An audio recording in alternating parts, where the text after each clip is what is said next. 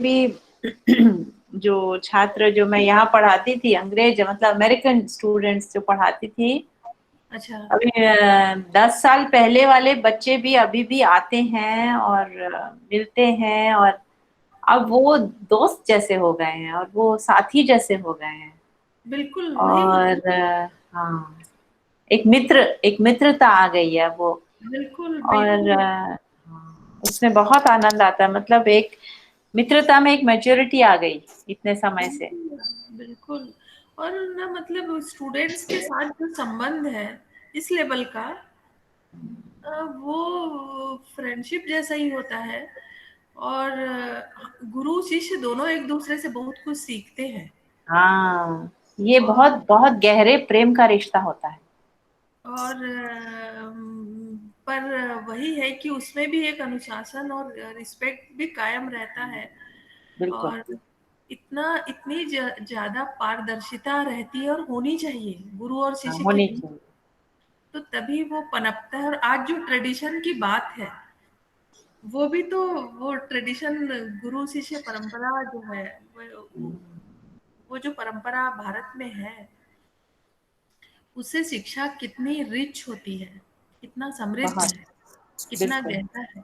तो आज आप बिल्कुल बात करिए। और आप जैसे लोगों को सुनना, स्टूडेंट्स, सबक तो कोर्स का, सिलेबस का इनको कहीं से मिल जाएगा, पर जो संस्कार है, जो परंपरा की बात है, वो उस पर ये भाग ले, ये आज बात करें, आपसे चर्चा में इनकी प्रतिभागिता हो, ये मैं चाह रही हूँ। ये मैं भी चाह रही हूँ, आपकी आवाजें मैं सब आप सबकी आवाजें मैं सुनना चाहती हूँ। आपके प्रश्न, आपके विचार आप सामने रखें, डरे ना, बस बात करें। शुरू जी। करूं? एक आपने इतनी अच्छी बात कही है, एक मन में श्लोक आ रहा है और आज ही गाया मैंने, आज फिर गाऊंगी। ॐ सदाशिवसमारम्भा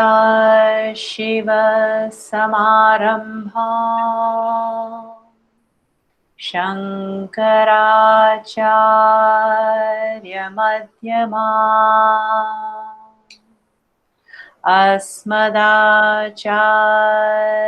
अस्मदाचार्यपर्यन्ता वन्दे गुरु परम्परा।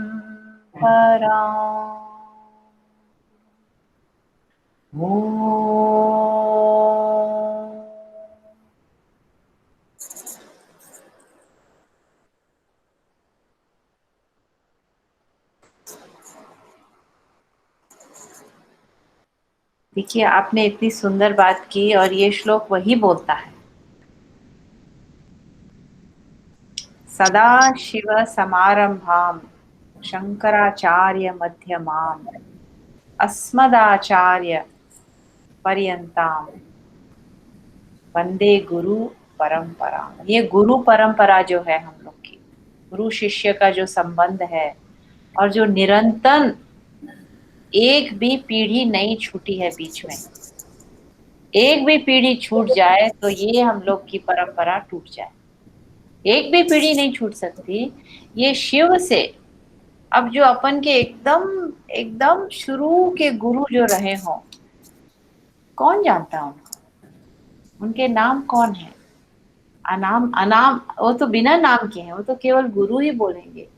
तो जो शुरू से, और मनुष्य के रूप में भी गुरु, जीव जंतुओं के नाम के रूप में गुरु, प्रकृति के नाम में गुरु, धरती माता के नाम पे गुरु, ये सब तो गुरु है हमारे। तो तब से जो गुरु चले आ रहे हैं, जो हम लोग का पालन पोषण करते हैं हम शिष्यों का, वहां से लेके तो अब उनका क्या नाम दे, तो शिव का नाम दिया है। कितना सुंदर श्लोक है ये, कि क्या बोले उन शुरुआत के गुरुओं को कैसे बुलाएं, तो शिव का नाम देके आचार्य, शंकराचार्य मध्यमा, बीच में शिव से लेके हमारे खुद के जो अपने गुरु हैं, अस्मद आचार्य, हम लोग खुद के पर्सनली, जैसे आपके पास शिष्य आए, ये जैसे आप गुरु हैं, तो यहाँ तक वो शिव से लेके यहाँ तक, अब इतने एक एक पीढ़ी आप सोच लीजिए कितनी लाखों पीढ़ियां निकल गई हैं। उनका क्या नाम लें, तो उनको सबको सब बीच में आते हैं मध्यमाम शंकराचार्य के नाम से, क्योंकि वो सब शंकराचार्य हैं।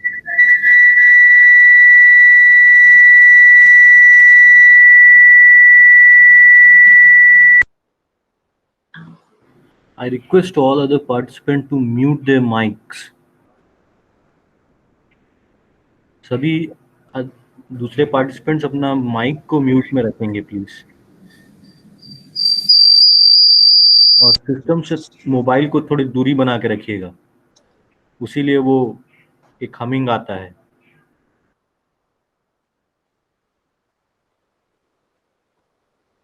जी धन्यवाद। तो वहां से शिव से लेके शंकराचार्य के नाम से सब बीच वाले गुरु को लेके अपने खुद के जो पर्सनल गुरु हैं, हम लोग के जीवन के सामने जो आए हैं, जिनके सामने हमको बैठने का अवसर मिला है, वहां तक ये गुरु शिष्य परंपरा, सामने बैठ के उनके साथ जीवन के बारे में सीखना, ये नहीं कि सिलेबस हो गया कि नहीं, करिकुलम हुआ कि नहीं ना। गुरु गुरु शिष्य परंपरा में आप जाएंगे तो जब गुरु 4 बजे उठ के नदी पे जा रहे हैं नहाने, तो आप सब चले। और जब गुरु जी आ रहे हैं बाकी बैठ के अपना ध्यान कर रहे हैं, तो शिष्य भी बैठ गए। योगासन कर रहे हैं तो शिष्य भी बैठ गए। ऐसे करके उनके साथ खाना बनाने लगे तो शिष्य भी सीख रहे हैं। सब साथ में जीवन का पूरा एक ज्ञान विज्ञान, एक शोध, एक चिंतन, उठना बैठना, हर चीज आती है इसमें, हर चीज आती है जो आपका कोई सिलेबस पूरा नहीं कर सकता। एक संबंध इतना ये गहरा होता है, और ये माता पिता और बच्चों का जैसा संबंध होता है वैसा होता है, इतना पवित्र संबंध होता है। तो ये परंपरा को वंदे गुरु परंपरा, ये कितना बढ़िया एक ही श्लोक में आपकी बात आ गई। और ये आपने बिल्कुल सही बोला कि इसके बिना कला में भी कोई आग नहीं है, कला में कोई रस नहीं आएगा इसके बिना। टेक्निकलिटी आप सब कर लो। आजकल मैं अपने पैट्रिक जी से ही बात कर रही थी उस दिन, तो उनको मैंने बोला, तो कहते हैं कि आजकल के जो डांस के बच्चे हैं, उनको तो नृत्य से ही ज्यादा संपर्क रहा है, तो कहते हैं आजकल जो डांस के बच्चे आते हैं वो शरीर से एक्रोबैटिक्स के नाम से बहुत बहुत ही उत्तम बच्चे हैं, कुछ भी कर लेंगे, कठिन से कठिन चीज उनके शरीर से हो जाएगी, लेकिन अंदर की अग्नि नहीं है, अंदर का भाव नहीं है, एक चिंतन नहीं है, एक कथा नहीं है, एक अनुभव नहीं है, नीरस एक्रोबैटिक तमाशा है। ये आपको गुरु शिष्य परंपरा में नहीं मिलेगा। वहां पे आपको रस मिलेगा, वहां पे आपको ज्ञान मिलेगा, वहां पे विज्ञान मिलेगा, वहां पे आपको अध्यात्म की ओर जब दृष्टि डालेंगे किसी के संग रह के, तो वहां से वो अग्नि पैदा होती है, चिंतन की अग्नि, सोच की अग्नि, और वो कला में जाती है, तब वो कला पनपती है। और गुरु के साथ आप रहेंगे तो 2 दिन भी आप कोई भी गुरु के साथ बैठ जाइए। मेरे पास स्पिक हम लोग स्पिक के बारे में बात कर रहे थे उस दिन, तो यहाँ बहुत अनेक इतने इतने उच्च कोटि के कलाकार मेरे घर पे आए हैं, 1 दिन के लिए, 2 दिन के लिए, कई 3 दिन भी रह के गए हैं। इतनी कहानियां सुनती थी मैं, मांडवी जी, मैं आपको बोल नहीं सकती, और इतनी रुचि से एक एक से दूसरी कहानी पे कहानी, कहानी पे कहानी, और उन कहानियों में कहानी जो हम लोग का काम करती थी, जो अपन दादा दादी के साथ बैठ के सुनते थे, नाना नानी के साथ, बुआ लोग के साथ, चाचा लोग के साथ बैठ के कहानियां सुनते थे, पूर्वजों के साथ दाई लोग आती थी, कहानियां सुनाती थी बच्चों को, वो कहानी जब मन में बैठती है बचपन से, तो वो जो है एक मन में एक नक्शा बनाती है, मन का नक्शा खोलती है और नक्शा एक बनाती है। वो नक्शा जब बनने लगता है बचपन से, वही नक्शे को लेकर हम पूरा जीवन जीते हैं। मतलब अगर बचपन में आपने अच्छी कहानियां नहीं डाली उसमें, अपने नक्शे में नहीं डाली, तो आपका कैसा भी नक्शा बना है उसमें जब बड़े होके जो कहानियां आती है तो वो रूप नहीं लेती, क्योंकि तब तक हम लोग का ईगो बढ़ जाता है, हम लोग का थोड़ा सा अहंकार, थोड़ा सा झुकना कम हो जाता है, और न्यू तो डलने का समय डल बचपना ही रहता है। और बचपना हम लोग का 35 तक तो चलता ही है। क्या बोलेंगे आप मांडवी जी? 35 तक तो हम लोग आराम से। बिल्कुल। और मैं मतलब अभी भी मुझे मेरी आवाज आ रही है? आ रही जी। स्टूडेंट्स के लिए पता नहीं, मैं अपनी आवाज कट कट के आ रही है नहीं आ रही, मुझे। मेरे को आ रही जी। स्टूडेंट्स के लिए मुझे लगता है कि उनको मैं बचपना ही समझ के, ताकि वो ग्रहण करें, और जब तक उस एज में भी हम अपने आप को बचपना से नहीं जोड़ेंगे, या जो चीजों को अपनाने के लिए हम रेडी नहीं रहेंगे, तो फिर हमारा विकास नहीं होगा और आगे हम फेल रहेंगे। जीवन जीना 100 साल तक, वो जीना कोई मतलब नहीं है जब तक हम किसी मकसद के लिए हम अपने जीवन को ना बनाएं। तो वैसा जीवन कोई मतलब नहीं है। और दूसरी बात, आपने जो कहा पैट्रिक को लेकर, तो एक बात बताऊं मैं आपको कि राजा चक्रधर सिंह हुए थे रायगढ़ में, और उन्होंने कला को बहुत प्रश्रय दिया, कलाकारों को, कला को। तो ये उनका कौन से समय की बात है, क्षम्यता? ये उनका जन्म हुआ था 1905 में, और वो 47 तक जीवित थे। 42 इयर्स में उनकी डेथ हो गई। अरे और आप देखिए कि उन्होंने इतना, उनका इतना बड़ा योगदान है म्यूजिक के फील्ड में, डांस के फील्ड में, यदि खास तौर पर कहें तो एक कॉन्फ्रेंस हुआ था, ये शायद 37, मैं एग्जैक्टली 30 से 35 37 के बीच की बात होगी, इलाहाबाद में। तो उन्होंने जो स्पीच दिया था वो है अभी भी। उसमें उन्होंने कहा था कि मुझे चिंता है कि डांस मशीन होकर ना रह जाए।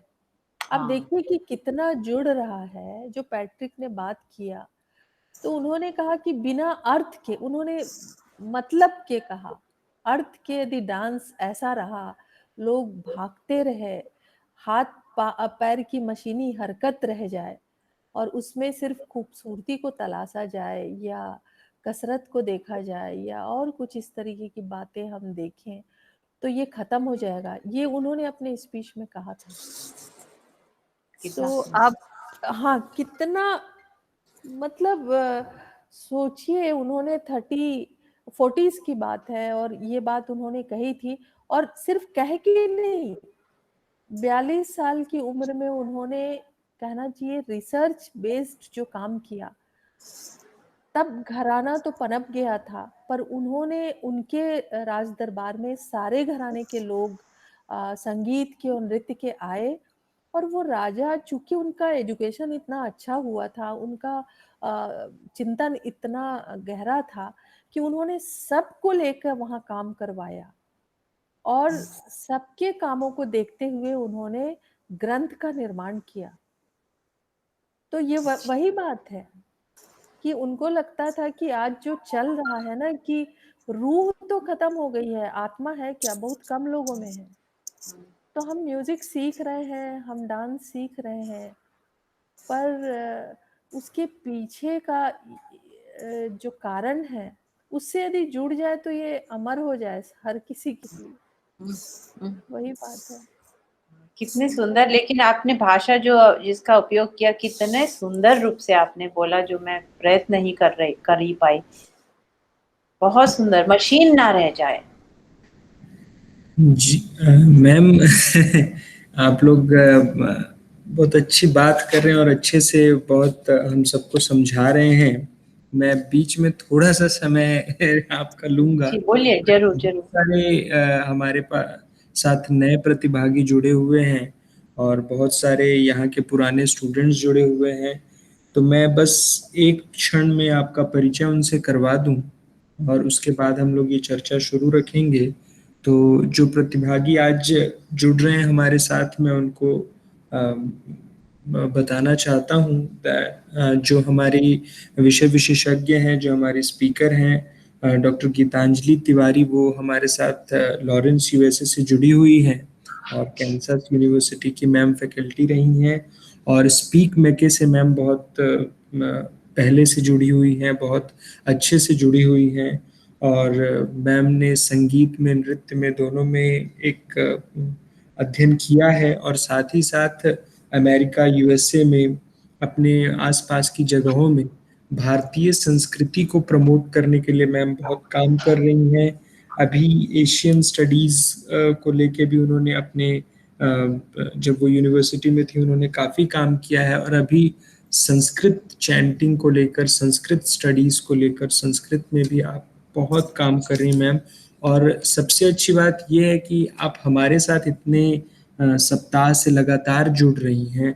किन्हीं किन्हीं विषयों पर हम 2-2, 3-3 सप्ताह तक हमने डिस्कशंस किए हैं।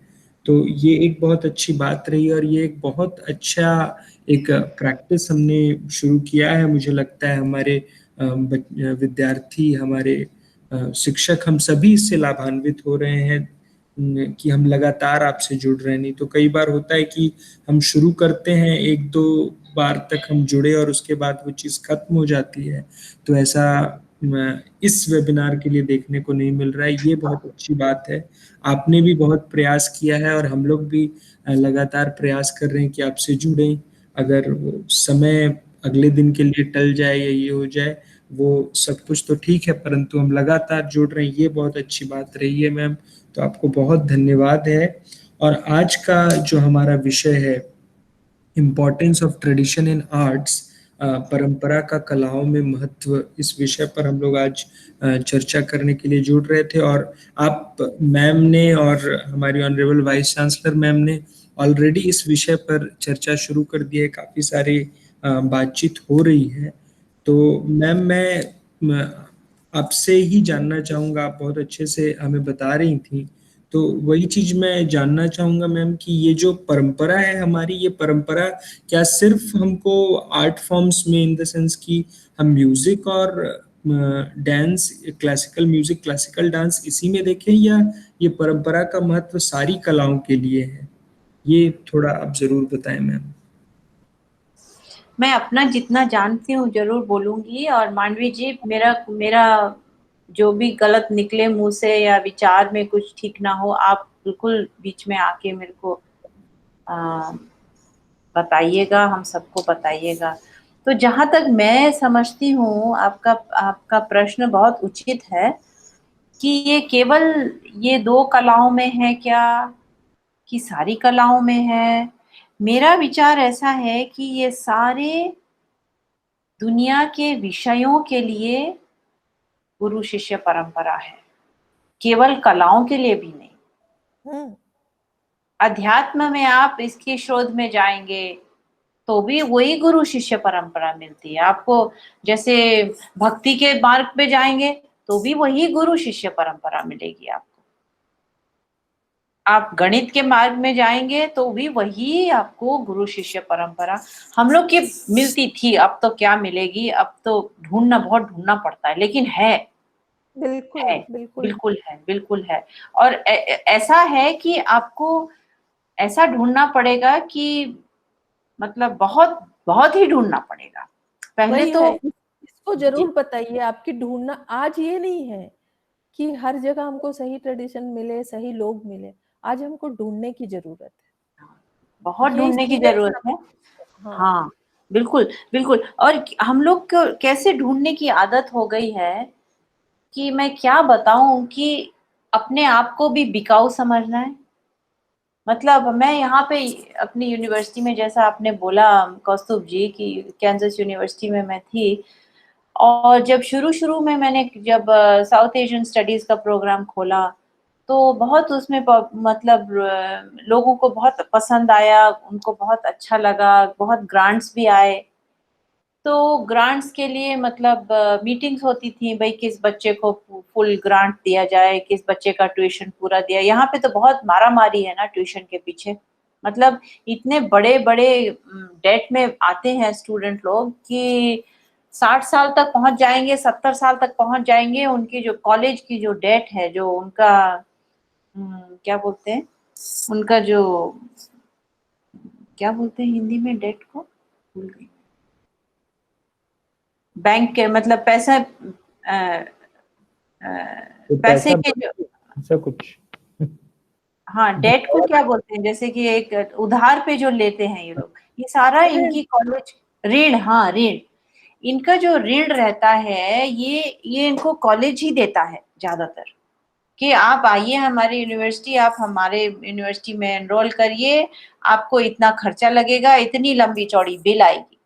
फिर वो लोग बिल कैसे पूरी करना वो भी वही बताते हैं कि यहाँ से ये लोन मिल जाएगा, ये वाले यूनिवर्सिटी के ये वाला ब्रांच से ये लोन मिल जाएगा, ये तो इनके पास कुल मिला के $30,000 का लोन, कोई बहुत मामूली लोन है कॉलेज के एक बच्चे के लिए। आप सोचिए, वो तो 60-75 साल का हो जाता है, अभी भी उसका ऋण पूरा नहीं होता है जीवन भर, क्योंकि वो तो कंपाउंड इंटरेस्ट है, बढ़ता ही जाता है। तो ये हम लोग के जब ग्रांट्स आते थे तो हम लोग मिलते थे कि भाई कौन से बच्चे का पूरा ट्यूशन दिया जाए, तो जो बच्चा खूब अच्छे से मेहनत कर रहा है, जो मैं देख रही हूँ, तो उसके प्रति सब लोग आके बोलते थे भी सबके पेपर्स बढ़ चुके हैं। अब पहली बार जब मीटिंग हुई तो हम लोग की कैसी पद्धति है, हम लोग का कैसा रीति रिवाज है कि अपने मुंह मियाँ मिट्ठू हम लोग अच्छा नहीं मानते, अपने मुंह मियाँ मिट्ठू हम लोग अच्छा नहीं मानते। ये हम लोग की अपनी बहुत पुरानी संस्कृति की एक पहचान है। तो मेरे जब बच्चों, मेरे स्टूडेंट्स का नाम आया तो मैंने बोला नहीं, मैंने सोचा इतने अच्छे चमक रहे हैं बच्चे, दूसरे लोग बोलेंगे। तब मैंने देखा वो पहली बार में मेरे स्टूडेंट्स को एक भी ग्रांट नहीं मिला। तब अक्ल आई कि अच्छा यहाँ पे अपने मुंह मियाँ मिट्ठू ही बेचना ही है अपने आप को, नहीं तो बच्चे हार मान जाते हैं। और यहाँ के जितने प्रमोशन होते हैं यूनिवर्सिटी में, स्कूल में, कहीं भी देख लीजिए, स्टूडेंट्स का देख लीजिए, तो वो अपना बताते हैं, मैं इतना अच्छा हूँ, I am your ideal student, this is why I am ideal, I am the hardest working person I know, I am this, I am this, यही अपना अपना पूरा मुंह मियाँ मिट्ठू उनकी चिट्ठी रहती है। Please allow me to come to your university, please give me this, ये इनकी पद्धति है। और जिसने नहीं बोला ऐसे वो मार खाता है। कौन सी रेस में मार खाता है, यही बिकाऊ ही तो है, रेस भी तो पूरी बिकाऊ है। तो ये जो है अपन का, अपन की, अपन अपने आप को बेचना, ऐसे आजकल गुरु लोग भी हो गए हैं, टीचर लोग भी हो गए हैं, या विद्यार्थी लोग, अध्यापक लोग भी आप बेचने लगे हैं हर चीज को, अपने अपने विज्ञापन डालने लगे हैं। आजकल ऑनलाइन देखिए, क्योंकि कोविड के कारण बहुत सारी संस्थाएं बंद हो गई हैं, ऑनलाइन देखिए तो तमाम सब लिख रहे हैं, मेरे से पढ़िए, संगीत मेरे से करिए, फलाना मेरे से करिए। एक आया था अभी तबले का, मैंने उसमें देखा था सोशल मीडिया कहीं पे, मेरे को किसी ने बताया था, एक किसी ने बोला कि 52 रागास इन 52 वीक्स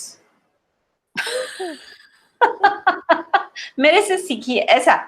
मतलब आप सोचिए, तो वही मैं कह रही हूँ कि असली जो गुरु अभी ढूंढना एक बहुत बहुत ढूंढना पड़ेगा, क्योंकि जो पुराने गुरु, जी वही बोलिए। है, आप जो बार बार बोली ना इसको कि ढूंढने की बात, क्योंकि हम जिस लेवल पर बात कर रहे हैं, यूनिवर्सिटी के स्टूडेंट हैं, इनको ये समझ होनी चाहिए कि इनको सीखना किस तरीके से है, कैसा सीखना है, ये इनको भी जरूरत है जानने की।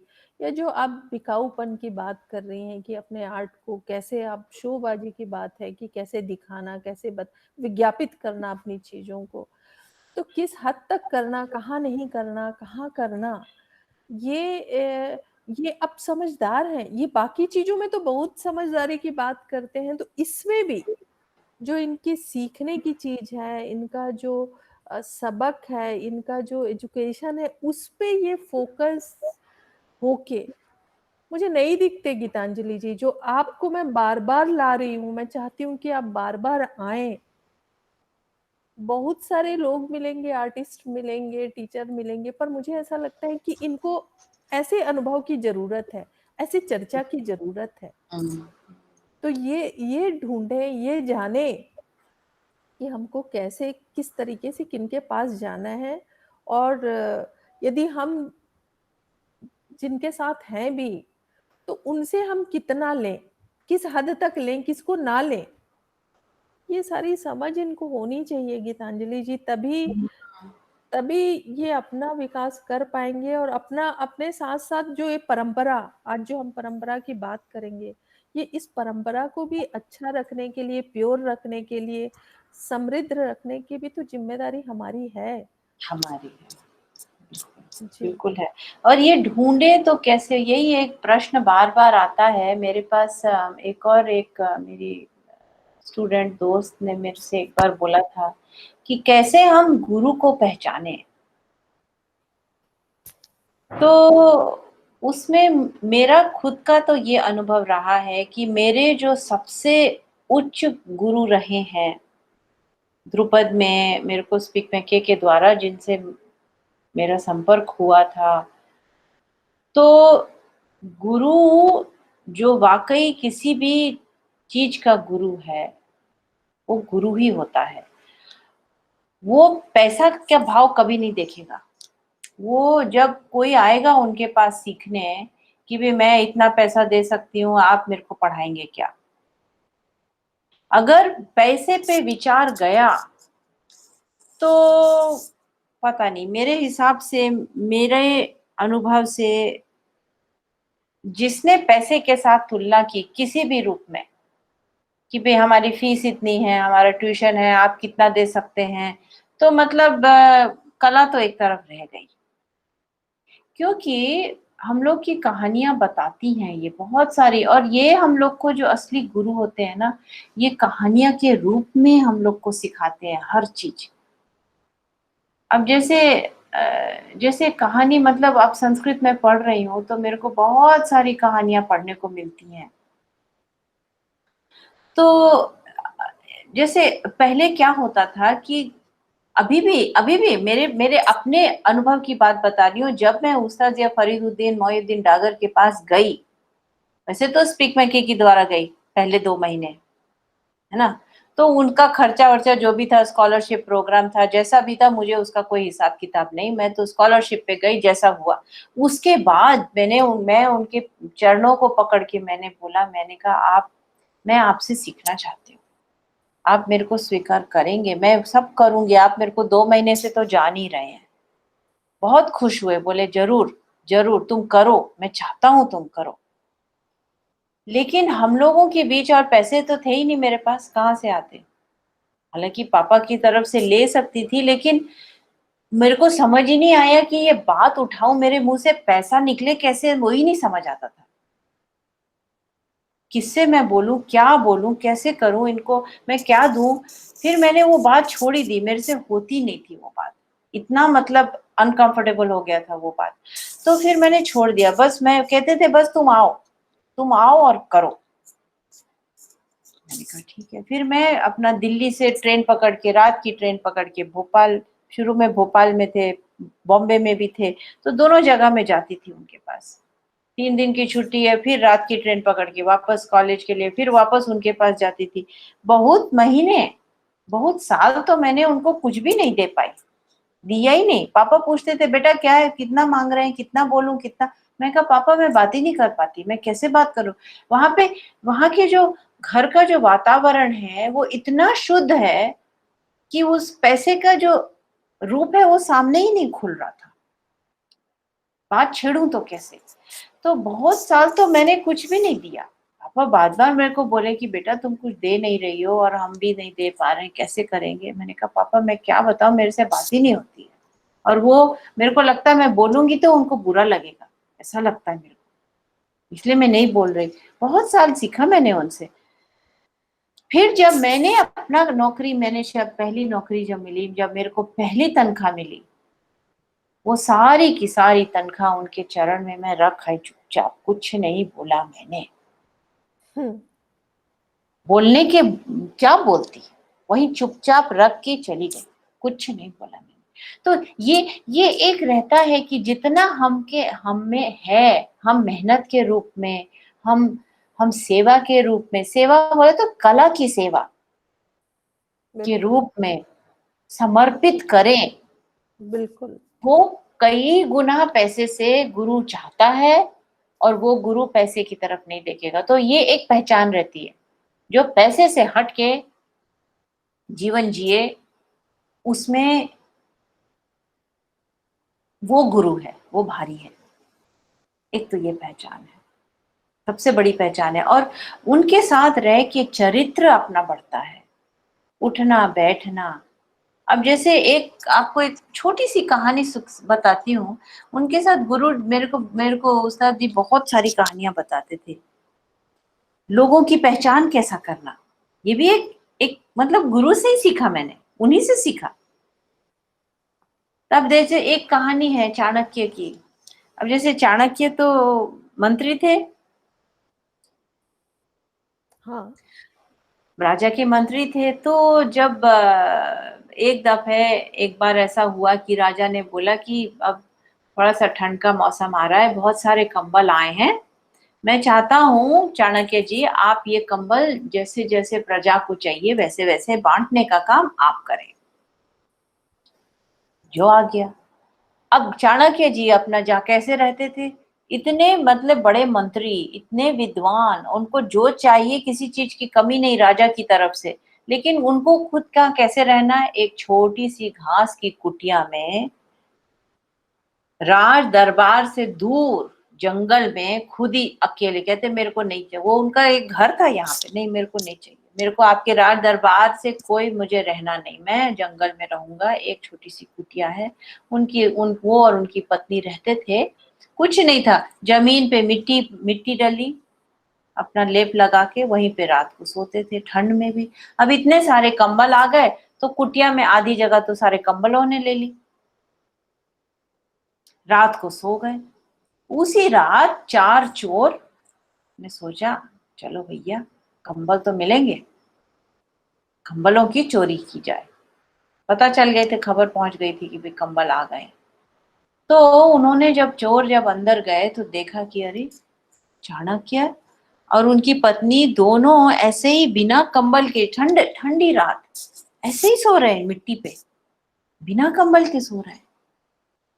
तो चोर को भी थोड़ा अचरज हुआ, इतने सारे ये ढेर पड़ा है कंबलों का, आपने एक भी नहीं लिया।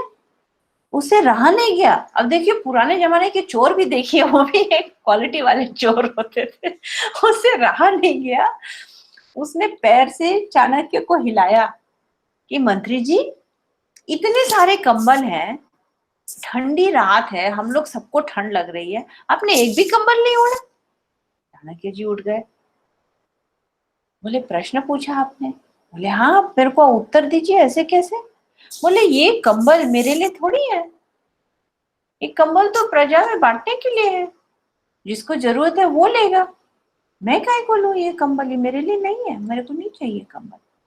जिसके हैं उसी के प्रति जाना चाहिए, जिसका नहीं है उसके प्रति क्यों आए। चारों चोरों ने माफी मांगी और सज्जन बन गए। सोचिए कहानी, वही मतलब बहुत बिल्कुल। छोटी छोटी सी कहानियां हैं ये, लेकिन ये बहुत कुछ सिखाती हैं कि हम लोग को कहां से कहां हम बदल सकते हैं, क्यों बदलना जरूरी है। तो संगीत और, गीतांजलि जी, जी बोलिए। एक बात करूं मैं, जी जी जी जरूर। क्योंकि मेरे स्टूडेंट्स बहुत सारे जुड़े हुए हैं अरे वाह। और आज मैं बहुत खुश हो रही हूँ। अभी राना ही दिख रहा है और बहुत प्यारे स्टूडेंट। ये बताऊं कि ये कथक के हैं? कथक के हैं, कथक के, मेरे से तो कथक के ज्यादा जुड़े, और भी दूसरे विषय के भी टीचर्स भी हैं, स्टूडेंट हैं, पर अच्छा। कथक के स्टूडेंट ज्यादा जुड़ते हैं क्योंकि मेरे कारण। किशोर भी है, आप देखिए कि अरे वाह। कोई रायगढ़ से, कोई त्रिपुरा से, वो सब भी जुड़े हुए हैं। अरे वाह। तो आप जो बताती हैं ना, जो बात बता रही हैं अपने गुरु के बारे में, डागर साहब के बारे में बात बता रही हैं, तो सेम मुझे लगता है मैं बार बार अपने गुरु को याद कर पा रही हूँ, क्योंकि जब वो सिखाते थे, ये बात मैं वो यूनिवर्सिटी में प्रोफेसर थे, पर कभी यूनिवर्सिटी की बात तो हमारे से सिखाते समय कभी नहीं किए। हाँ, पता ही उस नहीं, मतलब जिसको नहीं अपने मालूम तो हाँ, पता ही नहीं। अपने गुरु की बातें, गुरु कैसे खाना खाते थे, कितने बजे नाश्ता करते थे, वो कैसा कपड़ा पहनते थे, वो हर महीने उनकी तनख्वाह में 5,000 रुपया निकालते थे। ये और 5,000 रुपये में वो 5-5 का नोट होता था या 50 का होता था, मुझे थोड़ा कंफ्यूज हो रही हूँ। उसमें से एक-एक निकाल के वो जो डेली खर्च करते थे, ये बात भी वो हमको बताए थे। तब हमको लगता था, हम अच्छी शिक्षाओं में थे मुझे लगता है, तो हम चुपचाप और इंटरेस्ट से सुनते थे। सुनते पर आज उनका खर्च करने का तरीका भी वो एक तरीका था जिसको उन्होंने सिखा दिया, अपने गुरु के बारे में बता के कि वो इतना ही पैसा बैंक से निकालते थे और डेली इतना पैसा खर्च, डेली उनका तय था कि इतना पैसा खर्च करना। मतलब वो जीवन यापन की चीजें भी वो बता गए। वो कहा उनके बारे में बताते थे कि वो हवाई जहाज पे सफर नहीं करना चाहते थे, उनको अपने जीवन का डर था। वो रिक्शे में कौन से साइड में बैठते थे, उनको एक्सीडेंट हो जाए ना डर था। वो कहते थे कि यहाँ तो हजारों लोग पैदा हो जाएंगे, पर लच्छू महाराज दूसरा पैदा नहीं होगा। तो ये बताइए, ये सारी चीजें, अपने जीवन की हिफाजत कैसे करना, कैसे जीना, कैसे शिक्षा देना। बच्चे प्रैक्टिस कर रहे हैं, सर बताते थे, और वो सामने चाय की दुकान में जाके बैठ जाते थे, तो क्या उनका मन चाय पीने के लिए होता होगा? नहीं, वो भी एक सिखाने का तरीका है कि इतनी देर मैं वहां हूँ और बच्चे कर रहे हैं। उनका कितनी एकाग्रता होती है कि गुरु के बिना भी कैसे करें और क्या करें। वापस आके वो बोले वो फर्श को टच करके देखते थे कि इस जगह पे प्रैक्टिस हुआ है कि नहीं। तो ये ट्रेडिशन है। हमको लगता है कि हम यूनिवर्सिटी में आ गए, हम यूनिवर्सिटी की टीचिंग से जुड़ गए, हम 1 घंटे की क्लास में आ रहे हैं, तो चाहे गुरु की बात हो चाहे शिष्य की बात हो, वो खत्म हो जाता है। उनका है कि हम सिलेबस कंप्लीट कर दें, या स्टूडेंट्स को होता है। मैं अपने को भी खुद जोड़ के बोल रही हूँ, कृपया ये ना सोचे लोग कि मैं बड़ी बात कर रही हूँ, पर वो जो ट्रेडिशन है, वो चाहे यूनिवर्सिटी टीचिंग की बात हो, चाहे इंस्टीट्यूशनल टीचिंग की बात, या दूसरे तरीके से घर के ट्यूशन की बात हो, क्योंकि आजकल ट्यूशन भी की परंपरा चली हुई है। पर ये जो ट्रेडिशन है, ये आप जो कहानी की बात कर रहे हैं, जो आप कला की शिक्षा देते देते ये जो संस्कार की, ये परंपरा की बात है, जीवन की परंपरा की बात है, वो मिसिंग है। बिल्कुल। तो आपने कितनी सुंदर तरीके से आपने बताया ये छोटी छोटी बातें कि कैसे खर्च करना। मेरे डागर जी के साथ सब्जी खरीदने जाओ तो कैसे सब्जी चुनना, हाँ, नहीं बेटा है ये वाली नहीं, ये वाली लेंगे। फिर भाव ताव कैसे करना, किससे करना, सबसे नहीं करना। जो सज्जन है दिख रहा है मेरे को उससे नहीं करना, लेकिन जो चोर बैठा है लेकिन सब्जी उसकी अच्छी है, अब क्या किया जाए। तो कैसे उसके साथ भाव ताव करना। खाना बनाना तो उसमें कब उसमें तड़का डालना, कितना तड़का डालना, कितने घंटे उसको खड़े होके चलाना। बैठ के खाएंगे तो झापन लो क्या फटर फटर फटर फटर खा लिया, ऐसे कैसे खा रही हो, ऐसे नहीं खाते हैं। एक एक चीज। और उनका जीवन खुद एक अपना सूती बनियान पहनते थे और सफेद लुंगी, और कोई कपड़ों में तो देखा ही नहीं मैंने, नंगे पैर। और नीचे बैठ के इतने इतने घंटे, इतने जीवन में इतने घंटे वो नीचे बैठ चुके हैं अपने, कि एक ये एड़ी का जो टुड्डा रहता है उनका, उसके बगल में ठीक एक और टुड्डा था कैलस का, इतना ही बड़ा, इतना बड़ा लटकता था वो, उसमें सारा वजन सारा। उनको सोते तो देखा ही नहीं मैंने, वहीं बैठे बैठे थोड़ी देर झपकी ले ली। अभी कुछ पूछना, अभी सो रहे हैं उस्ताद कि सोच रहे हैं, क्या मालूम क्या मालूम, समझ ही नहीं आया। मैं यहाँ वहां देखूं, यहाँ वहां देखूं, क्या कर रहे। मैं सोची अच्छा छोटी सी आवाज में पूछती हूँ, उस्ताद चाय लेंगे? हाँ बना दो बेटा। अरे बाप रे, तो सोता ही नहीं, उस्ताद सोते ही नहीं। सोचिए आप कैसा मन है उनका, कैसा उन्होंने नियंत्रण रखा है अपने मन पे कि वो 24 घंटे में भी, मैं बोलती हूँ उस्ताद आपको नींद, कहते मैं सो तो लिया, शांत में बैठा हूँ, काहे के लिए सोना। जो मन चिंतन करता है, जो मन ज्यादा फालतू की बातें करता है, उसको फिर थकता भी हो जाता है। हमने पूरा जीवन शांत है, अपना नाद लेके बैठे हैं, सा लगाया, उसमें सब शांति हो गई। क्या क्या करना कहते हैं मेरे को, क्या मतलब मेरे को ये सब चीजें। और खर्चे के बाद में भी वो मेरे को बताते थे, और खर्चा वो जितने, कभी कभी 15-20 स्टूडेंट लोग रहते थे उनके पास। सोचिए आप, 15-20 लोगों का घर का खाना पीना, किसी में कमी नहीं, सबको जो हम खाएंगे सबको बराबरी से मिलेगा। तो कैसे खर्चा चलाना, कैसे क्या करना, मतलब हर चीज और उनसे एक बहुत बड़ी बात मैंने उनसे सीखी, विनम्रता। जब जाने का समय होता था, मेरे मुंह से निकलता था गुरुजी, मैं सोचती थी कैसे बोलूं कि मेरे से कितनी गलतियां हुई होंगी, क्षमा कर दीजिए। मैं सोच ही रही हूँ कि मेरे मुंह से मैं कैसे ये बात निकालूं। खुद वो मेरे को हाथ जोड़ के बोलते थे, बेटा कुछ भूल चूक हो गई तो क्षमा कर देना। मैं तो वही रोने लगती थी। अभी मैं सोचती मेरे रोना आता है। मतलब इतना विनम्र, इतना कोई अंदर से विनम्र हो, और वो सा जो ऐसा लगा है। और हम लोग सब बैठते थे वहां पे, इतने सीनियर स्टूडेंट भी बैठते थे, मतलब 50 साल से जो उनसे सीख रहे हैं, वही वही गोल चक्कर में, वही कमरे में बैठे। वहां पे मैं एकदम नई खिलाड़ी, समझ ही नहीं आ रहा है जिसको कुछ, मैं वहीं पे कमरे में बैठी हूँ और सिखा रहा हूं। उनके सामने तो आवाज ही ना निकले, नहीं बेटा गाओ, गाओ बेटा, कोई बात नहीं। तो ये जो परंपरा में हमको सीखने को मिलता है, जिसमें सब इकट्ठे सीखते हैं, एक दूसरे से आप सीखते हैं, बिल्कुल। ये तो। और ये एक और मैंने गुरुकुल में देखा है, मैं पुष्पा दीक्षित जी के गुरुकुल में भी काफी समय रही हूँ।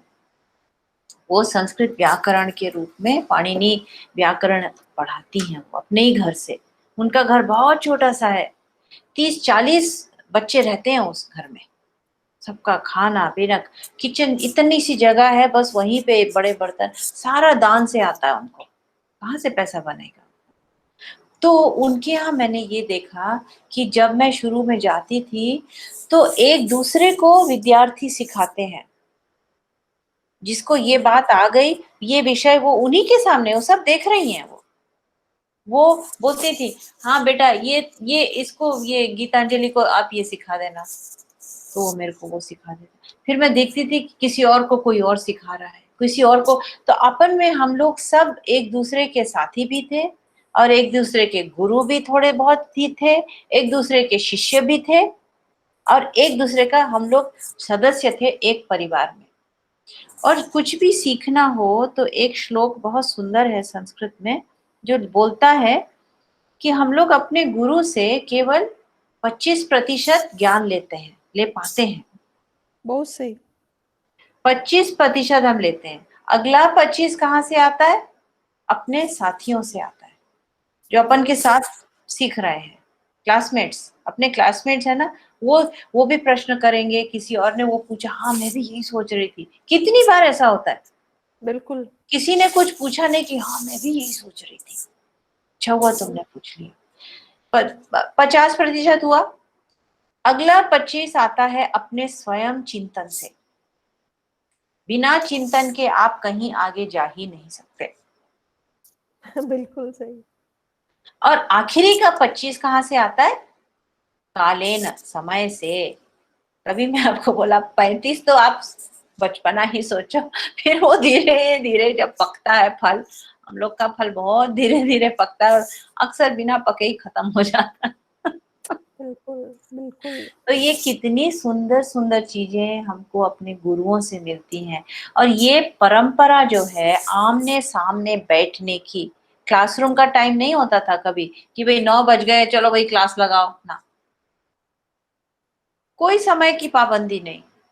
ये हमारी जो गुरु शिष्य परंपरा है, ये अंग्रेजों ने आके बिल्कुल ऐसी समाप्त की है कि अनपढ़ का नाम लगा के, हीन भाव ना डाल के, कि इनके पास तो स्कूल नहीं है, यूनिफॉर्म नहीं है, कोई सर्टिफिकेट नहीं है, लिखते भी नहीं है लोग, ब्लैक बोर्ड भी नहीं है इन लोग के पास, तो ये पूरी भारत देश की जनता अनपढ़। हम गुरु शिष्य में क्या चाहिए? कुछ भी नहीं चाहिए। आप नीचे बैठिए सामने, गुरु ऊपर बैठे हैं, बस बात खत्म हो गई वहीं पे। स्कूल तो वही हो गया, और क्या चाहिए आपको स्कूल में? लेकिन आजकल आप यूनिवर्सिटी भी देखिए, तो यूनिवर्सिटी में यहाँ पे आजकल होता है, पता नहीं भारत में हो रहा है कि नहीं, आप मुझे बताएं, लेकिन जब यूनिवर्सिटी चुनता है कोई बच्चा, तो यहाँ पे एक टूर करने आते हैं, यूनिवर्सिटी को देखने आते हैं कि मेरे को यूनिवर्सिटी पसंद है कि नहीं। आंखों से देख के फिर कहते हैं हाँ मेरे को ये सुंदर लगा, यहाँ पे मैं पढ़ूंगी। शोशा, कैसी बिल्डिंग है, कहाँ पे मेरा डॉर्म होगा, मेरा बिस्तर कैसा दिखेगा, इन लोग के घूमने के रास्ते कैसे हैं, इन लोग का बस सिस्टम कैसा है, सुंदर दिखता है कि नहीं, पसंद आया कि नहीं। इस प्रकार तो यहाँ पे इंस्टीट्यूशंस को चुना जाता है, जैसे कि आप कोई मॉडल को देखने जा रहे हैं। पर मैं बोलूं गीतांजलि जी, आजकल ये भारत में भी है कि लोग देखते हैं कि कैसा है, पर आप ये जरूर बताइए कि आज जो गुरु शिष्य परंपरा है जरूर कायम, पर हम ज्यादा जुड़ गए हैं यूनिवर्सिटी टीचिंग पर या संस्थागत शिक्षण प्रणाली पर उसमें भी हम ट्रेडिशन को कैसे ढूंढें और उसके साथ हम कैसे चलें। स्टूडेंट्स के पास अभी मतलब और कोई ज्यादा ऑप्शन होता नहीं, और इसलिए मुझे लगता है कि ये गुरु के लिए भी और शिष्य के लिए भी कि ट्रेडिशन की जो बात है उसको कैसे तलाश के चले। ये अब सिर्फ ये ना सोचे कि हम संस्था में सीख रहे हैं, हम एक सिलेबस बाउंड एजुकेशन ले रहे हैं तो बस वहां तक नहीं है, उसकी जरूरत है। और ये जो बातें हैं आपने जो बताया या जो मेरा अनुभव है, मुझे लगता है आप जो डागर साहब की बात करते हैं ना, 90% मुझे लगता है कि मैं अपने गुरु की बात सुन रही हूँ। हाँ देखिए, 90%। और वो अपने गुरु की बातें बताते थे, तो मेरे गुरु तो ऐसे गुरु भक्त थे कि वो कॉपी करते थे उनका हर चीज। तो और हम उतनी कॉपी नहीं करते थे, पर आज जो मैं अपने जीवन का वो करती हूँ आकलन, तो मुझे लगता है कि वो कह गए जो कैसे बैठना, पैर कैसे रखना। एक छोटा सा एग्जांपल दूं, जो मैं अभी बात भी कर रही थी 2-3 दिन पहले। हम दिल्ली में थे और एक मतलब बहुत बड़े गुरु, घरानेदार गुरु के घर बैठे हुए थे और उनकी वाइफ थी। एक इंटरव्यू लेना था, मैं अपने गुरु के साथ थी और बैठते समय थोड़ा सा मेरा पैर का जो मुंह है, हम जो पैर एक के ऊपर एक नहीं रख लेते, नीचे से ही, ऊपर तो मैंने नहीं रखा होगा, नीचे तलवे के पास ही ऐसा रख दिया था और वो मुंह उधर जा रहा था, मतलब वो बैठी थी उस तरफ। मैं बताऊं, वापस आने के बाद उन्होंने मुझे ये नहीं कहा कि तुमने गलत बैठा था, मुझे इस हद तक डांटा कि तुम्हें तरीका नहीं है, वो बैठी है और तुम्हारा पैर का मुंह उस तरफ था।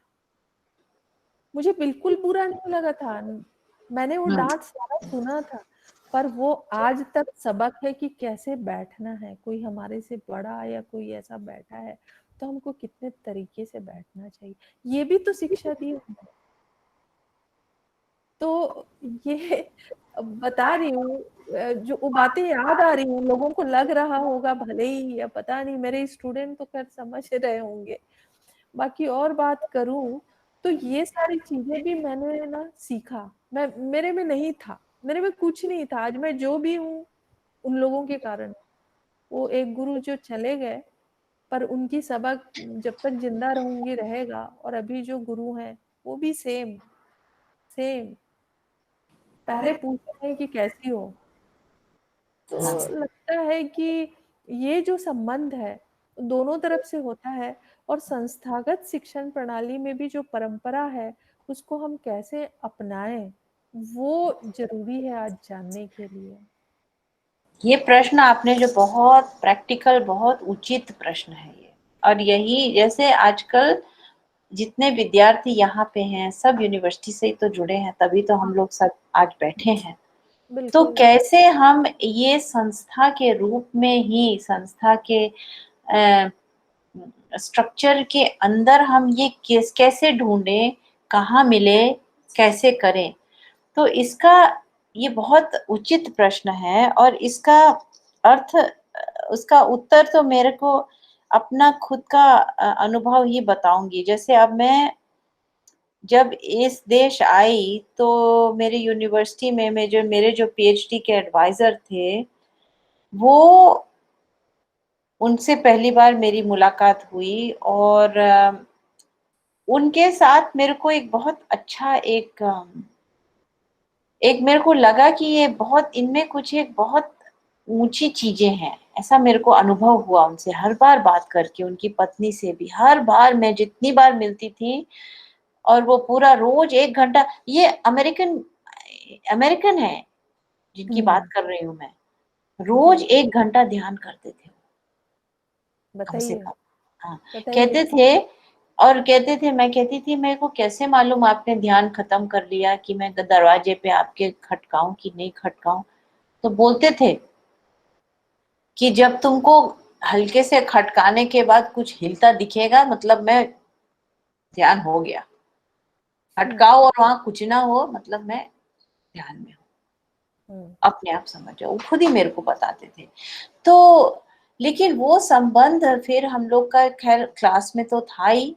और यहाँ की यूनिवर्सिटी, अमेरिकन यूनिवर्सिटी सिस्टम का बता रही हूँ, यहाँ पे जहाँ पे परंपरा का ये रिवाज है ही नहीं, यहाँ पे तो गुरु शिष्य परंपरा का।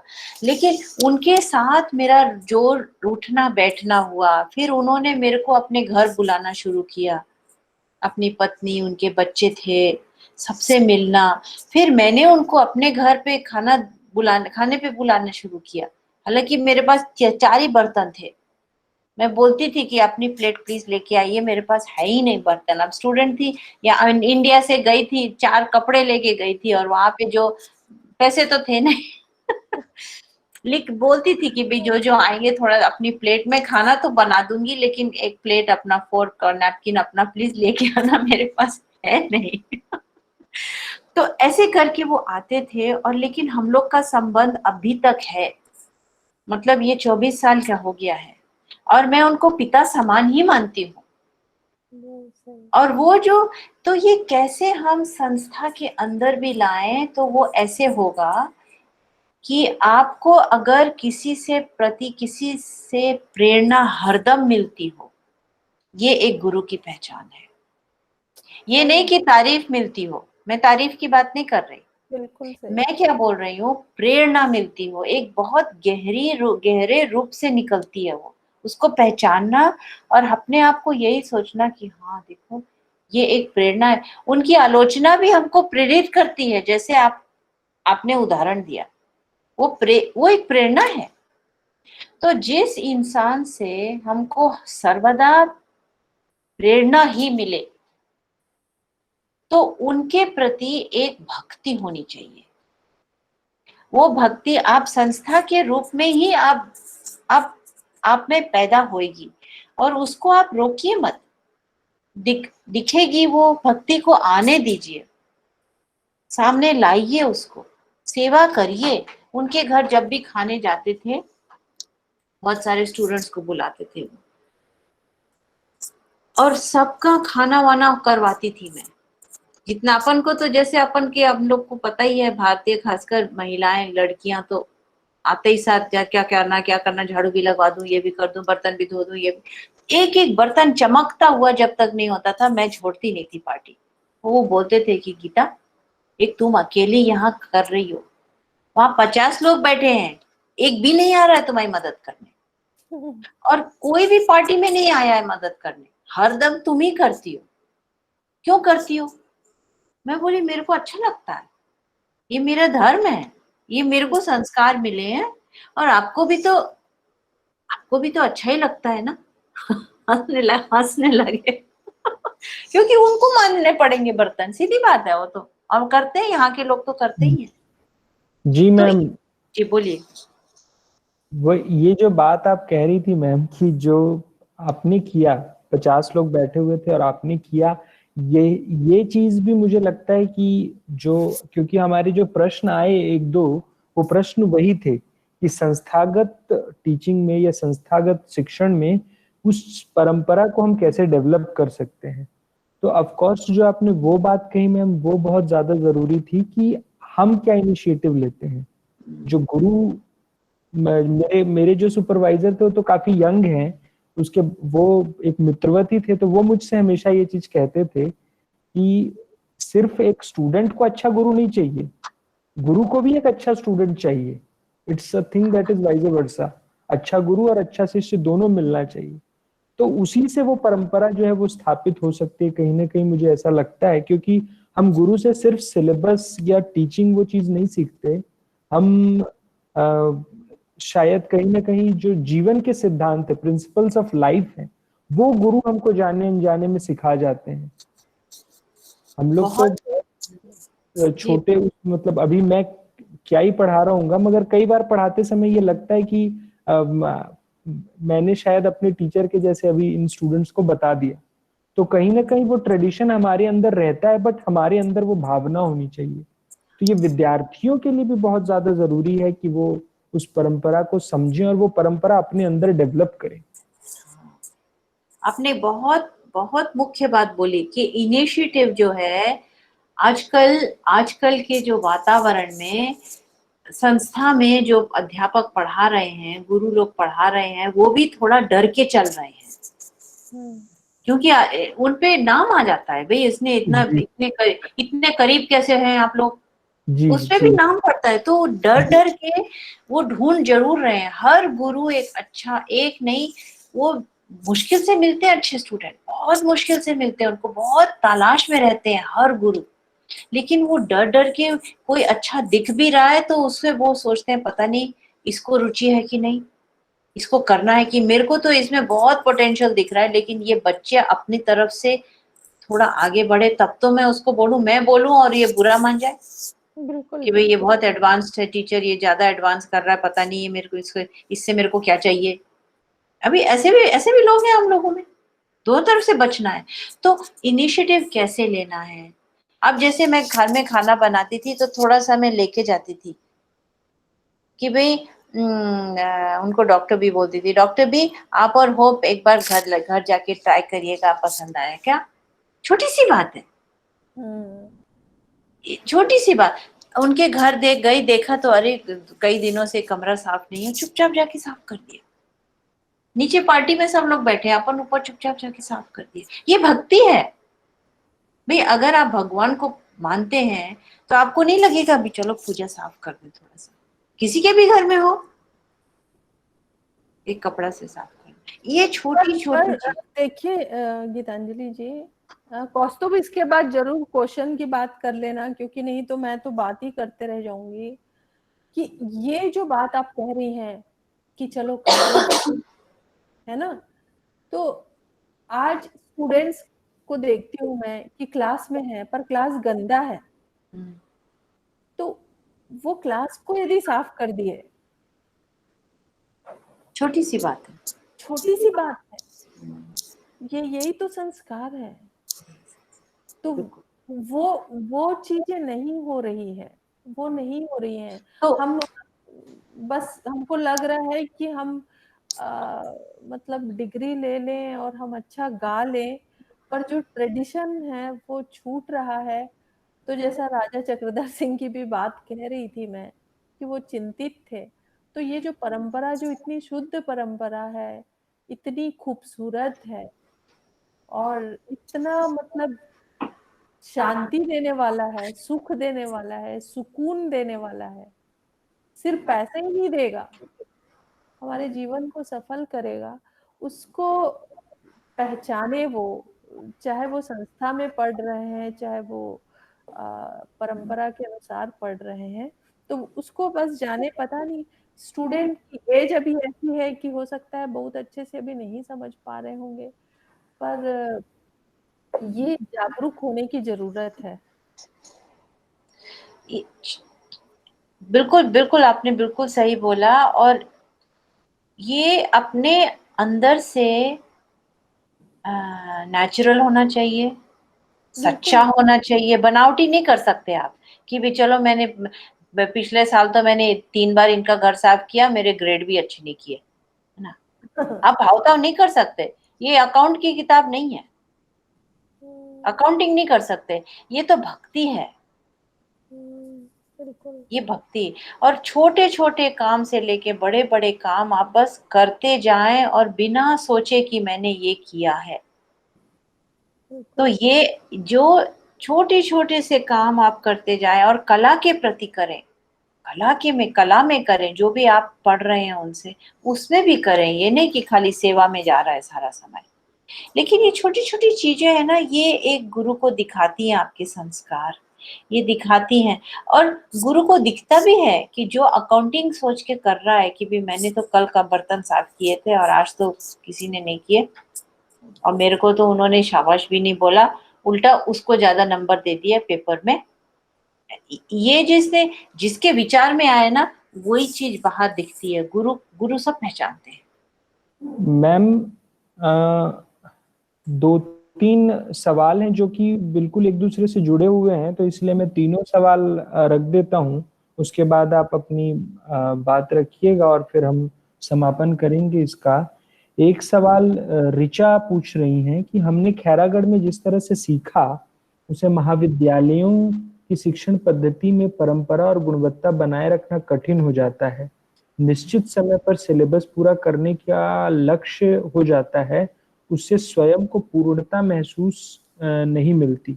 इसके लिए क्या करें? और एक झरना नायक का सवाल है कि आज के शैक्षणिक संस्थानों में उस परंपरा को कैसे स्थापित किया जा सकता है। और एक जो अंतिम सवाल आया डॉक्टर अनीमा का, वो भी यही कह रही है कि आज के परिप्रेक्ष्य में गुरु शिष्य परंपरा के समुचित निर्वाह किस हद तक संभव है और किस प्रकार हम इस अर्थ युग में अपनी पावन परंपरा का निर्वाह करें। तो ये तीन तीनों जी जुड़े हुए हैं। जी जी जी जी, बहुत सुंदर तरीके से, बहुत शुद्ध भाषा में और बहुत स्पष्ट रूप से प्रश्न तीनों आपने बोले। बहुत, उसके लिए बहुत धन्यवाद। और बहुत उचित प्रश्न है। इन्हीं का उत्तर मैं सोच रही हूँ, और मांडवी जी भी, हम दोनों सोच रहे हैं कि वाकई आज की संस्थाओं में ये गुरु शिष्य परंपरा कैसे वापस लाएं। एक तो प्रश्न ये है कि संस्थाओं में कैसे लाएं, लेकिन एक प्रश्न और उठता है उसी के साथ साथ, ये कि जिस संस्था से आप ये अपनी जो डिग्री है, जिसके लिए आप खैरागढ़ आए हैं या जहाँ भी आए हैं वो लेने आए हैं, ये आप जीवन भर तो यहाँ रहेंगे नहीं। ये तो चलिए 3 साल की डिग्री है, 5 साल की डिग्री है, मेरे को अंदाज नहीं है, मैं ऐसे ही बोल रही हूँ।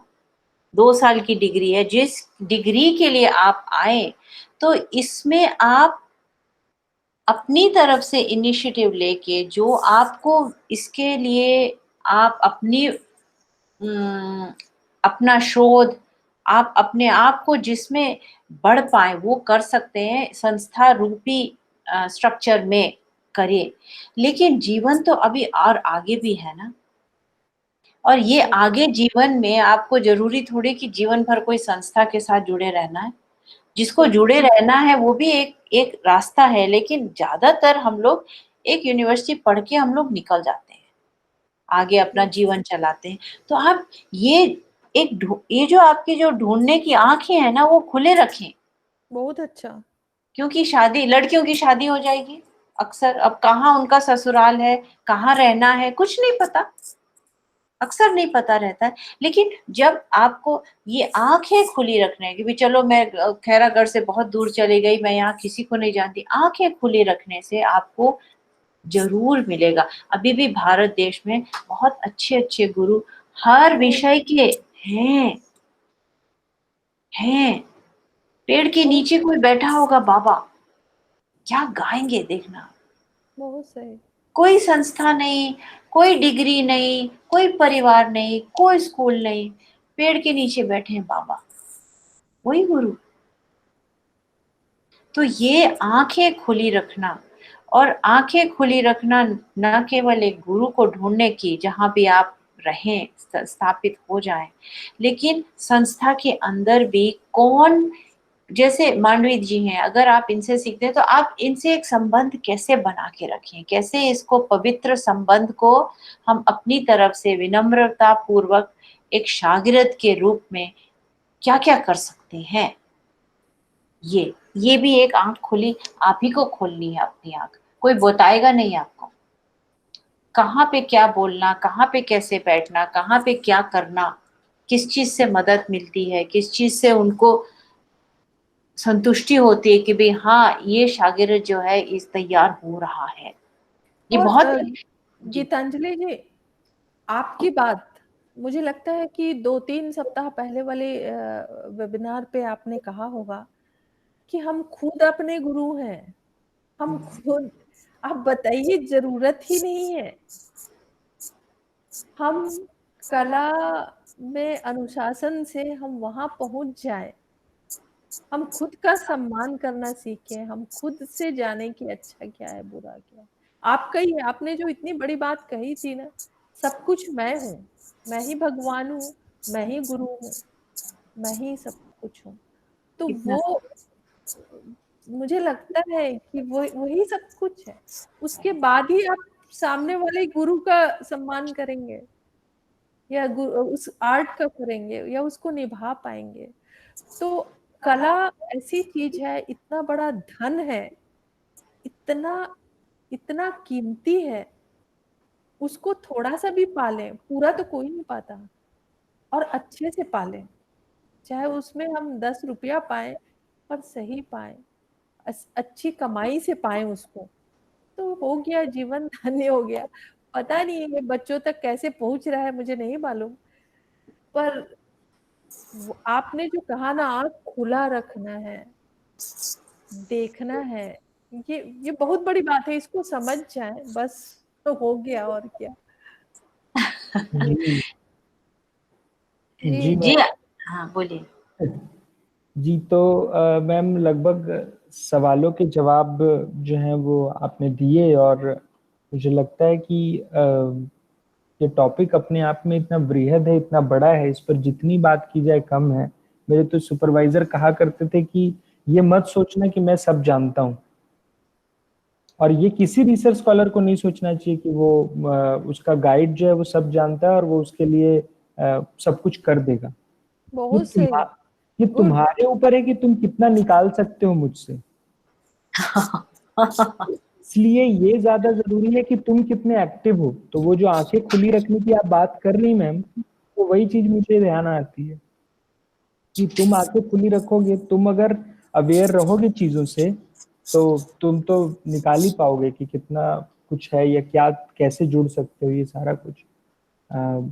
तो मैम अब हम लोग आज का तो जो कार्यक्रम है इसको समाप्त करते हैं। तो मैं अनुरोध करता हूं कि आप अपनी बात कहें लास्ट में, और अपने मंत्र से जो है वो आज के सत्र का समापन करें।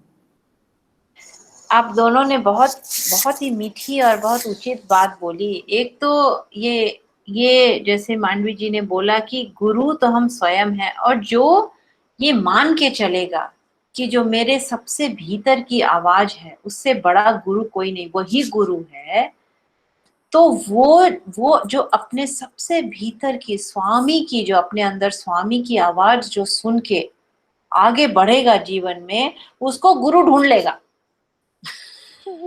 आपको ढूंढने की जरूरत नहीं, वो आपके पास गुरु स्वयं आएंगे। लेकिन अगर आप वहां तक नहीं पहुंचे हैं तो आंख तो खोलना रखना ही है। बिल्कुल। ये तो है ही, ये तो है बिल्कुल। अपने अंदर की जो बात होती है ना वो पहचानना, ये यही मैं सबको, एक बार एक प्रश्न आया था एकदम शुरू के वेबिनार में, कि हम अपना पीएचडी का टॉपिक कैसे चुने। हम्म। वही बात आ जाती है कि वो अंदर, सबसे अंदर वाली जो आपकी आग है, अगर वो एकदम प्रज्वलित ना हो तो ये सारा पढ़ना लिखना, ये कला के पीछे भागना, ये सब व्यर्थ बिल्कुल, है। बहुत अच्छा, बहुत अच्छा, बहुत अच्छा, बहुत गुरु गुरु सब छोड़ दो, कला छोड़ दो, आप अपना रोटी रोटी चावल बनाओ बच्चों यहाँ, वो भी अच्छा काम है, सही है। ऐसा ऐसा नहीं कि बुरा है वो। हम लोग सब आते हैं, कुछ एक लेके आते हैं और कुछ एक के लायक होते हैं। और बिल्कुल ये मतलब नहीं है कि कोई रेस है कि मैं आगे बढ़ गई और हम लोग सब वही चक्र में चल रहे हैं, रिपीट वही हो रहा है। तो इसमें कोई आगे कोई पीछे नहीं, सर्कल में कोई शुरुआत नहीं, कोई पीछे नहीं, कोई आगे नहीं। हम लोग ये कभी नहीं सोचना कि भाई इसने इसके पास ये है और ये आगे पहुंच गया, इसके अंदर की आवाज इसने सुन ली और मेरी तो है ही नहीं, मैं तो रोटी बनाती रह गई। आजकल की महिलाएं ऐसे बहुत सोच रही हैं कि मेरे को ऐसा जीवन नहीं चाहिए, सारा टाइम तो रोटी बनाती हूँ पूरे परिवार के लिए, मेरे को कोई बात भी नहीं करने आता। कितनी बड़ी सेवा कर रही हैं आप। नहीं, और और वो भी और बहुत अच्छा है। और बाहर जो बातें हो रही हैं वो सब बकवास हो रही हैं। आप उससे दूर होके सेवा का हाँ, काम, आपको ये सोचना है कि ये मेरा मौका है, बिल्कुल, बिल्कुल, यही मेरी सेवा है और बिल्कुल, यही मेरे को ऊपर तक लेके जाएगी। बिल्कुल। तो ये बोल के एक बहुत अच्छा भगवत गीता का है जो बोलता है, ये श्लोक में भगवान कृष्ण बोलते हैं कि हम लोग जो भी हम लोग अपना प्रयत्न, एफर्ट, काम, कोई भी अच्छे काम की ओर डालते हैं, जितना भी डाल पाते हैं वो कभी व्यर्थ नहीं होता। अगर आपके लक्ष्य सही हो और आप अपने लक्ष्य, जैसे मान लीजिए मैंने सोच लिया कि भाई मुझे आजकल के दिनों में मेरे पास ध्रुपद के लिए दिन में 4 घंटे है नहीं, बिना 3 घंटे, 1 घंटा भी नहीं है, तो मैं कहाँ से सीखूं, चलो छोड़ देते हैं, अभी नहीं हो रहा मेरे से, अब जब 1-2 साल में खुलेगा मौका तब मैं करूंगी। नहीं, ये सोच के नहीं चलना है, अभी 1 घंटा है ना, कर डालो, बात खत्म हो गई वहीं पे। क्योंकि भगवान श्री कृष्ण बोलते हैं कि जितना भी आप एक प्रयत्न, एक एफर्ट डालते हैं, ये कभी कम नहीं होता और कभी मिटता नहीं है, खोता नहीं है, ये हरदम आपके साथ रहता है। इसको फिर दोबारा आप वापस निकाल पाएंगे। इसीलिए इसको कभी नहीं सोचना कि मेरे से तो इतना बड़ा काम होगा नहीं, इसलिए इसका प्रयत्न मैं नहीं करूं, ये कभी नहीं सोचना है। तो इसी यही श्लोक है। और कुछ बोलना चाहेंगी और मांडवी जी? नहीं, नहीं, आप बताइए, श्लोक बोलिए, बहुत अच्छा।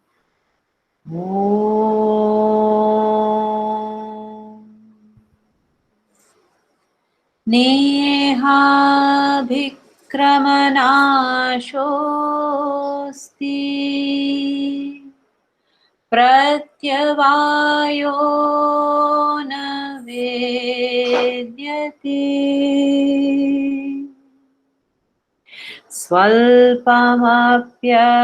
स्वल्पमप्यस्य धर्मस्य त्रायते महतो भयात्।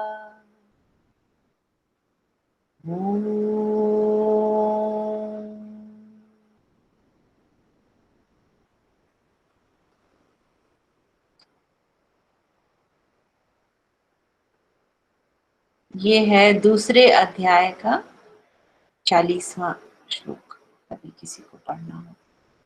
बहुत आप सबको मेरा बहुत बहुत धन्यवाद, मेरा प्रणाम। धन्यवाद मैम। और प्रणाम। मांडवी जी को भी बहुत बहुत, आपको बहुत देख के तो अच्छा। दिल मेरा नहीं, खुश हो जाता है। और इतने सारे विद्यार्थी आते हैं, कौस्तुभ जी आप निरंतर लगे रहते हैं, और विजय जी भी शायद होंगे। जी विजय होते बिल्कुल हैं, है, और है विजय मैम। मतलब जी इसके मैम प्रणाम। बहुत बड़े अरे कारण। प्रणाम आपको। हाँ, आपको और आप देखिए कि विजय तो सीधे हमारे मतलब एडमिनिस्ट्रेटिव स्टाफ के हैं, उसके बाद वो इतना रेगुलर रहते हैं और सुनते हैं। ऐसे लोगों के कारण ये सारी चीजें सक्सेस होती हैं, सफल होती हैं। संस्था भी ऐसी यही लोग चला पाते हैं। देख लीजिए आप, ये जो पेपर पुशर्स होते हैं ना, ब्यूरोक्रेटिक पेपर पुशर्स, उनसे संस्था नहीं चलती। दिल चाहिए किसी में भी, वही आगे वही दिल चाहिए। जी मैम, पेपर पुश तो नहीं ही हो जितना वो हम लोग कोशिश करते हैं कि पेपर पुश न हो, सीधे वो निर्णय पे आए। तो हाँ। खैर, थैंक यू मैम, बहुत अच्छा लगा आज फिर से पुनः हम लोग मिले। और आपको बहुत धन्यवाद, बहुत प्रणाम है, आप जुड़ी हमारे साथ। और अगले सप्ताह पुनः जुड़ेंगे एक विषय के साथ। और thank you vice chancellor ma'am कि आपके कारण हम लोग जुड़ पाए मैम से। और विजय जी का बहुत थैंक यू है, टेक्निकल एस्पेक्ट्स को वो ध्यान रखते हैं। मतलब बिहाइंड द पिक्चर जो शो चलता रहता है वो विजय जी देखते रहते हैं उसको, तो उसके लिए बहुत थैंक यू है उनका। और आप सभी प्रतिभागियों का थैंक यू जो आज इतनी बड़ी संख्या में आप लोग जुड़े, इसी आशा के साथ कि आप लोग लाभान्वित हुए होंगे। हम अगले सप्ताह पुनः मिलेंगे एक नए विषय के साथ। मैं आप सभी का धन्यवाद करता हूँ। Thank you everyone and thank you ma'am, we wish to see you again in the next week. Thank you very much. प्रणाम। मैं इंतजार करती हूँ आप सबसे जी पुनः जी पुनः मिलने का। आप परिवार है मेरे, और जी, इसका मैं बहुत सौभाग्य मानती हूँ अपना। बिल्कुल बिल्कुल। Thank you ma'am, thank you. नमस्कार। Thank you.